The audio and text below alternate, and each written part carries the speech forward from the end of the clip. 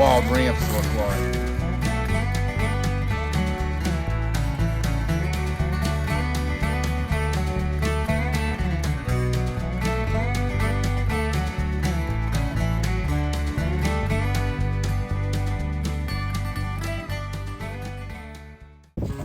Alrighty, it's a windy day today, but we're gonna go in and see if we can't get an eyeball on these ramps.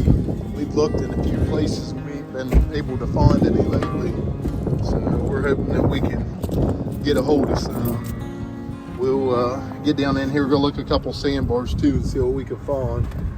So we'll let you know when we get in there. Well, right there's a big old piece of salt glazed crock. We're trying to find a spot to cross. I thought the river would be down enough to cross in here because we're high enough up away from the river on this creek, but it's still pretty high. I haven't seen anywhere good to look yet. We're gonna check a couple sandbars and see if we can't find anything good in them. See if we can't get a good place to cross. Douglas found in my busted up Coke bottle. We ain't seeing too much in here yet. I don't know if it's gonna be a good place to cross or not, because that turns in the cliff right there. It looks like it's good enough to walk across right in here. There really ain't much room to walk once you get on that side, so we're gonna look in these rock beds we got found right through here and see if it can't rustle us up anything. Found me an ancient Indian sled. I'd have took that thing home too, but didn't have that crack in it. Oh well, we're gonna keep looking. Well, if the audio's terrible, there's why. If you can see, the wind has picked up considerably today and it's blowing pretty hard, but that didn't deter us from coming out. Trying to find artifacts and see if we can find some bottles and find some ramps too. But we haven't found too much. Our water's way up still. All the sandbars that we could look in are kind of mudded in. We might go down and try to look in another one down the road, but we're going to have to drive down there. But I think I saw a patch of ramps or two adjacent to me coming in, and we're going to go back and we're going to investigate. So I think we might have finally broke our goose egg on finding ramps this year.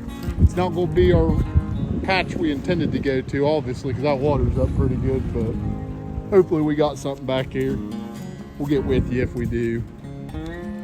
Now, side note, at the beginning of the year, these little plants here can fool you until you really learn what ramps look like. When I first started looking for ramps, those things pop up around all the water in the area, and it gave me a hard time because every time I'd see them, I'd try to walk in and thinking it was a ramp patch, and it wasn't. So I don't know the name of that plant, but just be on the lookout. It is a doppelganger. It'll be something that impedes your ability to find it till you start actually getting your eye on ramps and it kind of sticks out. So we're gonna get up here and look at them couple places I saw. These little plants pop up too about the same time as ramps and morels, and they'll have a little white flower on them sometimes. If I find one, I'll show you a video of it, but usually they accompany the ramps and the morels and they're a good sign. So if you see them, you know it's the right time of year, and you just got to keep looking till you find what you're looking for. Right here is another wild edible. That's wild chives. Some people call them wild onions, some people call them wild garlic. They grow in your backyard. Almost everybody's seen these. They're edible. You can put them on a baked potato in your soup. They're not bad eating either. Here's that plant I was telling you about, the white flower getting ready to bloom, and there's another one right there. And then these little things, they got like a little pink flower on them. They pop up all around too. I'm not sure what any of them's called, but it's a good sign when you see these. Those ones kind of look white.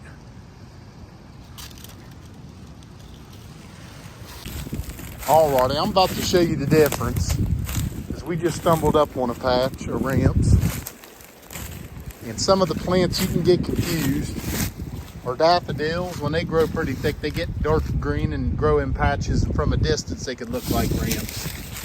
Now what are these things, or cattails or whatever they are?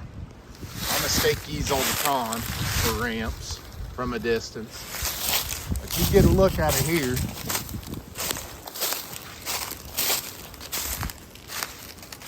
Another daffodil. Smaller ones of those growing there. Here is what wild ramps look like. They got a broader leaf. They're a little darker green. Not a huge spot, but we finally found what we were looking for. All right, folks, I like to clear off around it. This isn't a big patch, and there's not many in this area, so I tend not to take what they call the rhizomes out of the ground, which is like the roots in the bulb. I do sometimes, but I usually, when I take them out, I usually try to plant them somewhere else so I can grow more patches. I've got a little bit grown in my flower bed. About 1 out of every 4 or 5, it seems like a plant actually takes and continues. So you want these things to keep growing. What I do is I take them and I just pinch them off right at the dirt. Now people like the bulb. I mean, don't get me wrong, and I will dig a few up to eat, but I try to keep it at a minimum. I don't know what a good ratio is, but probably for at most every 10 ramps I pull up out of the ground, I might take 1 bulb. See, I cut that off there, and right there is where they were setting. It just flush with the ground, and that thing will grow back next year. Because a lot of the places I've gone and plucked them before, I've had them grow right back up, growing at a, familiar tree that I know I've plucked them from before. So, as long as you do that, just pinch them.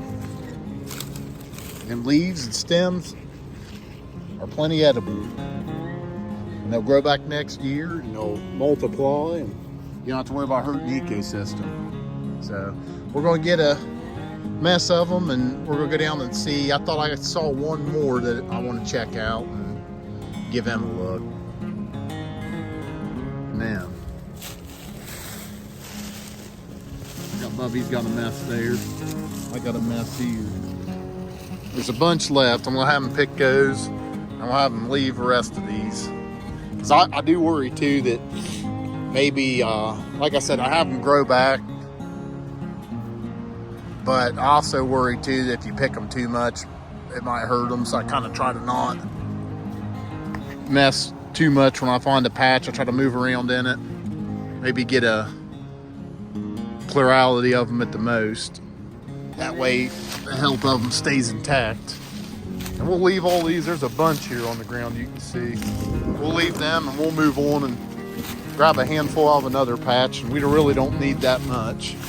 I just kind of like make some seasoning and a couple things of ramp butter with it. And if we get this stuff dried out, we'll show you some simple recipes, things you can make out of this and enjoy these ramps, because it's pretty good. Here's another real pretty one in full bloom. Gorgeous.